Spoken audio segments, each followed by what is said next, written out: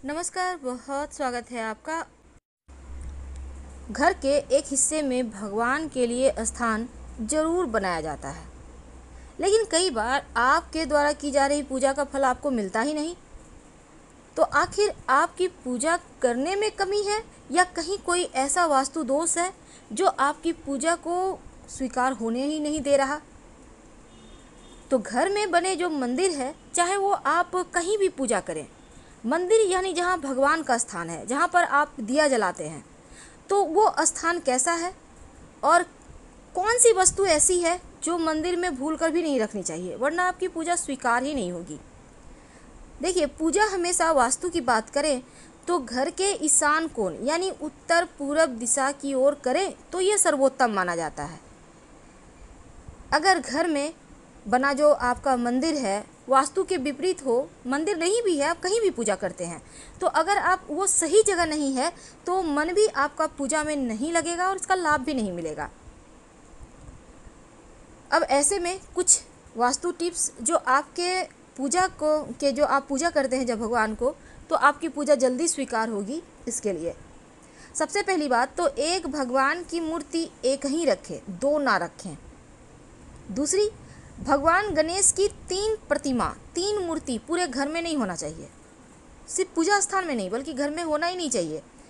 2 बस बहुत है। एक आप अपने घर में मूर्ति रख सकते हैं जहाँ पूजा करते हैं, और कहीं पर तस्वीर भी लगा सकते हैं। नहीं तो शुभ कार्यों में अड़चने आएंगी, बनते बनते कार्य आपके बिगड़ने लगेंगे। वास्तुशास्त्र के अनुसार घर के मंदिर में कभी भी टूटी फूटी हुई मूर्ति या तस्वीर है, बहुत पुरानी हो गई है, ऐसे तस्वीर की मूर्ति की पूजा ना करें, वरना नकारात्मकता बढ़ेगी और देवता भी नाराज होंगे। घर के जो मंदिर है, जो पूजा स्थान है, हमेशा उत्तर पूर्व दिशा में ही बनाएं। दक्षिण या दक्षिण पश्चिम दिशा अशुभ दिशा होता है, इस दिशा में पूजा पाठ आप नहीं कर सकते, नहीं तो आपको उतने फल नहीं मिलेंगे। और घर के मंदिर में 2 शंख मत रखिए आप। अब जैसे बहुत सारे घरों में होता है कि आप एक शंख स्थापित कर देते हैं, एक बजाते हैं। देखिए, जो स्थापित कर दिए वो तो ठीक है, पर बजाने वाला एक साथ ना रखें, उसे हटाकर कहीं अलग से रखें। तो घर के मंदिर में 2 शंख एक साथ नहीं रखना है। वास्तु के अनुसार मंदिर जहाँ पर आप भगवान की पूजा करते हैं आसपास शौचालय मत बनवाइए। और दूसरा, बहुत ज़्यादा बड़ी बड़ी मूर्तियाँ भी घर में नहीं रखनी चाहिए। पूजा स्थान पर अगर आप शिवलिंग रखते हैं तो अंगूठे से छोटा रखें, और पारद शिवलिंग रख लें तो आपकी पूजा भी जल्दी स्वीकार होगी। देवी देवताओं की हमेशा सॉफ्ट मुद्रा, सौम्य मुद्रा में मुस्कुराती हुई तस्वीर लगाइए। अब ये नहीं कि आपने तस्वीर लाई है, मूर्ति लाई है और भगवान का आंख ऊपर की ओर देख रहा है, नहीं, भगवान की आंखें आपको देखे, आपको आशीर्वाद दे, चेहरे पर मुस्कुराहट हो, ऐसी ही मूर्ति या तस्वीर आप ला के रखिएगा, ये आपके लिए बढ़िया होगा। उग्र देवी देवताओं की मूर्ति स्वरूप वाली तस्वीरें मत रखिएगा, वरना जीवन में मुश्किलें बढ़ जाएगी। और हनुमान जी की भी ज़रूरत से ज़्यादा बड़ा मूर्ति नहीं रखें। और जब हनुमान जी की आप मूर्ति घर में रखते हैं तो प्रयास ये करें कि हनुमान जी बैठे हुए हों, खड़े हनुमान जी की तस्वीर की पूजा मत कीजिएगा। तो पूजा करने में मन अगर एकाग्र ना हो रहा हो तो धन संपत्ति का नुकसान होने लगता है। भूल कर भी आप अपने स्टोर रूम में पूजा का स्थान मत बनाएं, और ना ही बेडरूम में आप पूजा करें। तो आप भूल कर भी पूजा की अलमारी ऐसे स्थान पर भी ना रखें जहाँ पर कबाड़ है।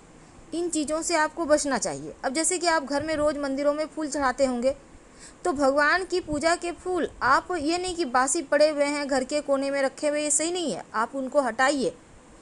कोशिश करें कि शाम के समय ही हटा दें, क्योंकि जो सूखा हुआ पुष्प है वो परेशानी को, दरिद्रता को, गरीबी को, अकाल मृत्यु, मंगल दोष जैसी समस्याएं पैदा करता है, इसलिए उनको तुरंत हटाइए।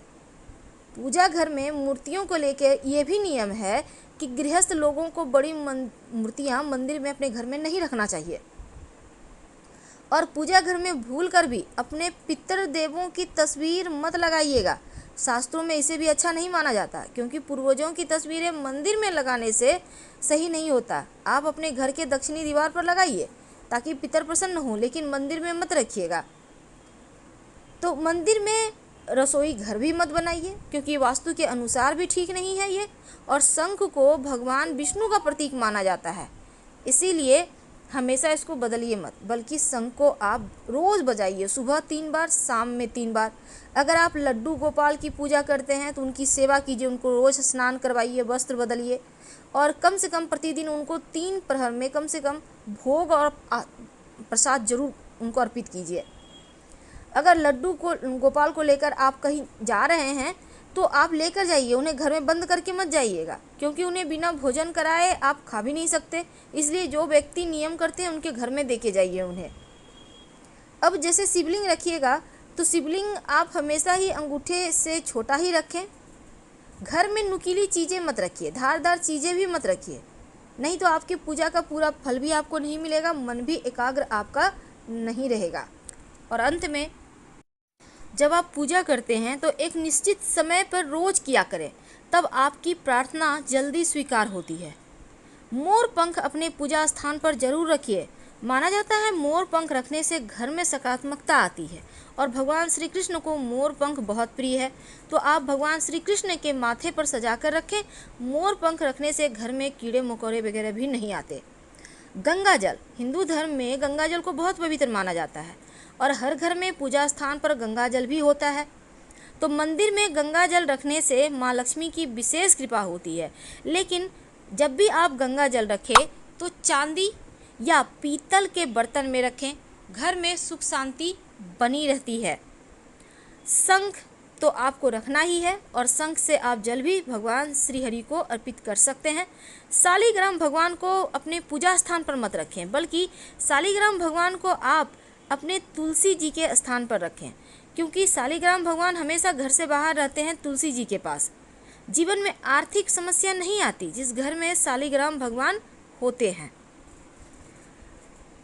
तो गंगा जल के साथ गौमूत्र भी है जो बहुत पवित्र होता है, और जिस घर में गौमूत्र रखा होता है देवी देवताओं का आशीर्वाद भी बरसता है। तो फिलहाल आपसे विदा लेते हैं। हर हर महादेव। जानकारी अच्छी